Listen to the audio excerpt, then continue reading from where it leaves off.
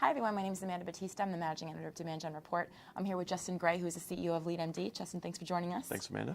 So we're going to talk about a really interesting briefing that LeadMD is collaborating on with Demand Gen Report. So we're talking about, developing processes for Demand Gen success. Obviously an integral component of any marketing initiative. The people, process, technology mantra has long been critical, when it comes to technology rollouts, but specifically with marketing automation. So can you explain how that process works and how it should look for a marketer? Yeah, I don't think any of those components are really mutually exclusive, but I do feel that the people component is something that a lot of organizations overlook. I think technology is probably the easiest to embrace out of those three. We feel like we're going to purchase a new shiny toy and it's going to solve all of our problems. Right. But really it starts with the people. It starts with your staff. Are they a true digital marketer? Are they up to speed on best practice around how buyers buy today? How they need to respond within their organization with relevant messaging? And do they have a process developed? So I think, again, technology doesn't allow us to leapfrog those first two. We really have to embrace all three, put the onus on all three, and make sure that we have a process that's worth automating before we purchase technology that actually automates something. Absolutely.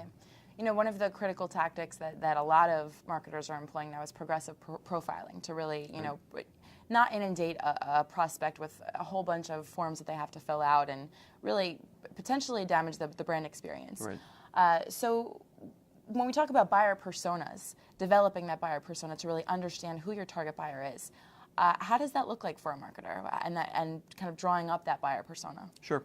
So a buyer persona sounds great. I think a lot of people have latched onto that term at this point. It's, again, an invitation to be very creative and get to the psychological root of why our buyers purchase from us.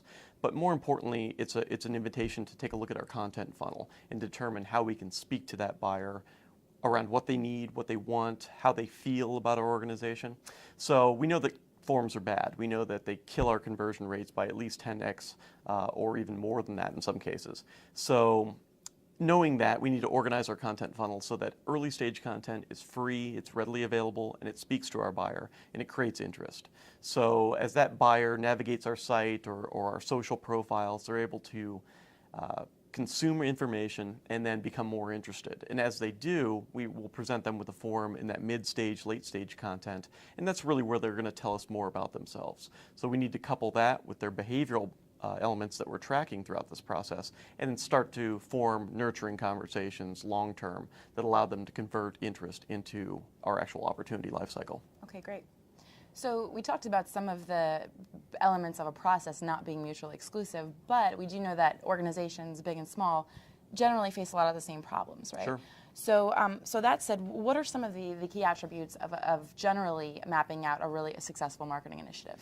Sure. So I think the key there is there are different types of marketing initiatives, and that kind of goes back to reporting and analytics and working backwards and knowing our goal before we start. So that's a really important aspect where I think a lot of marketers jump in and say, it's always our goal to add opportunities to the pipeline or to close deals. That may sound great, but that's not where we start in terms of interest. We have to start at a much broader point, develop that interest, and then convert when the time is right. So I think in terms of organizational size, you're right, everyone does face the same basic process, and that's ultimately acquiring leads. So we may have programs that are based solely around getting new names into our funnel, qualifying leads or scoring, the nurturing component, having that long-term conversation that happens online, via email, via social. What used to happen face-to-face with the sales rep has really changed to be a part of the marketing cycle. And then ultimately converting that lead over to sales, managing that process, being able to track where sales is following up, being able to prevent leads from falling through the funnel.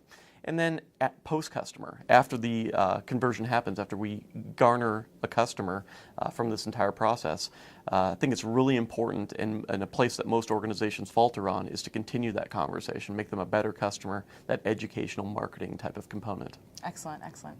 Well, thanks so much for taking the time to walk us through process-based insight.